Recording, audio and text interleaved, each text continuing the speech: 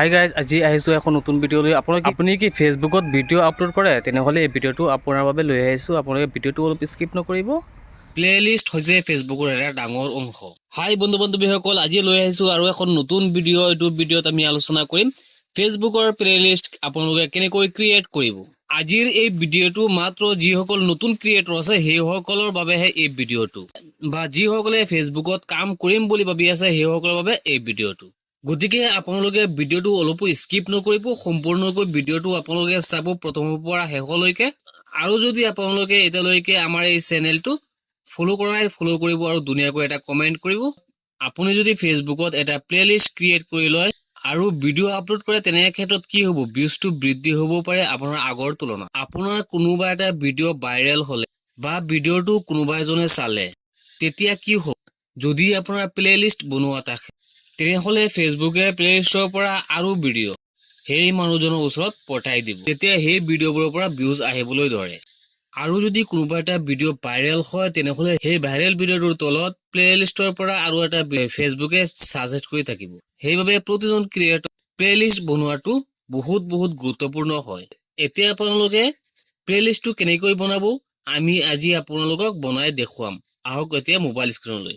আপোনালোকে অফিচিয়েল যিটো ফেচবুক হয় সেইটো আপোনালোকে অপেন কৰিব। তাৰপিছত আপোনালোকে প্ৰফেশ্যনেল ডেশবৰ্ডত আপোনালোকে ক্লিক কৰিব। এতিয়া আপোনালোকে স্ক্ৰল ডাউন কৰি একেবাৰে তললৈ আহিব। তলত আপোনালোকে পাব টুলছ নামৰ এটা অপশ্যন আছে, ইয়াত আপোনালোকে ক্লিক কৰিব। আপোনালোকে তললৈ আহিব, ইয়াত আপোনালোকে পাব কণ্টেইন। এই কণ্টেইনৰ তলত আপোনালোকে চাব পাৰিছে প্লেলিষ্ট এটা অপশ্যন আছে, ইয়াত আপোনালোকে ক্লিক কৰিব লাগিব। ইয়াত আপোনালোকে চাব পাৰিছে এডিট ইউৰ ভিডিঅ' প্লেলিষ্ট, ইয়াত আপোনালোকে ক্লিক কৰি দিব।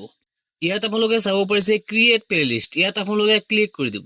তাৰ পিছত আহিছে reels playlist and video' playlist. আপোনালোকক আমি ছাজেষ্ট কৰিম প্লেলিষ্ট দুটা বনাব। এটা বনাব আপোনালোকে লং ভিডিঅ'ৰ বাবে, আৰু এটা বনাব আপোনালোকে শৰ্ট বা ৰিলছ ভিডিঅ'ৰ বাবে।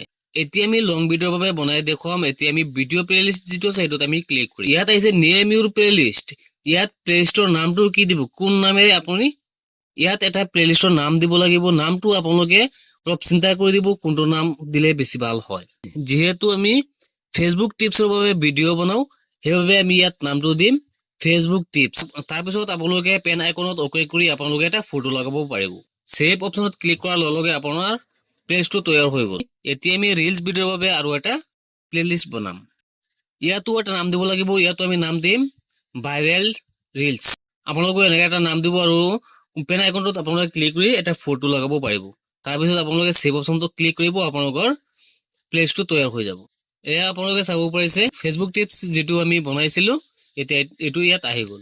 আপোনালোকে যেতিয়া ভিডিঅ'টো আপলোড কৰিব ফেচবুকত, তেতিয়া আপোনালোকৰ যদি লং ভিডিঅ' হয় তেনেহ'লে আপোনালোকে লং ভিডিঅ' যিটো প্লেলিষ্ট আছে সেইটো আপোনালোকে অকে কৰি ল'ব।